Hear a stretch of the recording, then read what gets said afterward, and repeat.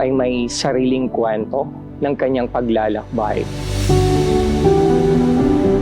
Ako'y naging volunteer teacher dito sa STTech simula noong 2015 and until now. Ako ay isang guro ng agham kung saan hinuhulma, pinapanday ang kaalaman ng mga kabataan ng siyensya at teknolohiya.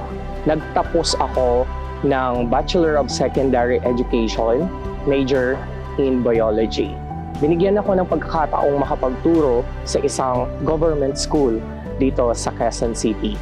Narinig ko ang MCSDTech dahil sa aking kapwa-guro na si Ginang Jinky Santos. Inimbitahan ako bilang isang volunteer teacher dahil naniniwala ako na ako'y magsisilbing liwanag sa mga kabataang nangangarap sa kanilang buhay. Sa akin ang pagsasabi ng thank you, pasasalamat pagkatapos ng klase ay nakakatuwa. Nakikita na nagsusumikap ang mga mag-aaral, especially yung mga adult learners natin sa MCSDTech, mga working students natin na nagsusumikap bagkos sa hirap, ang mga adult learners na bumabalik sa kanilang mga tahanan kasama ng kanilang pamilya. Dito, nagiging fulfilling the reason it's na ibabahagi natin yung ating kaalaman sa kanila para sa ganun maging produktibo sila bilang parte ng ating komunidad. Naging inspirasyon ako ng aking mga estudyante.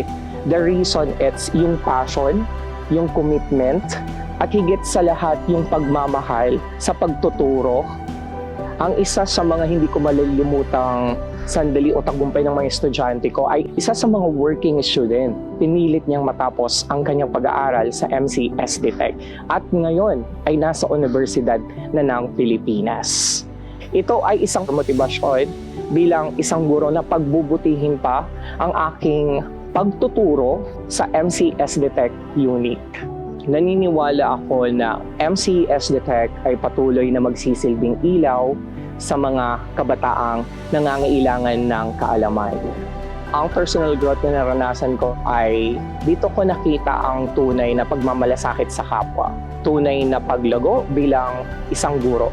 Dito ko rin nakita na kailangang makinig sa bawat kwento ng mag-aaral kasi mayroon silang kani-kanilang pinagmulan. Hindi ka lang matitrain bilang isang guro, matitrain ka bilang isang tunay na tao. Masasabi nating tagumpay ka sa iyong bukasyon kapag ang estudyante mo ay nagiging matagumpay sa kanilang buhay.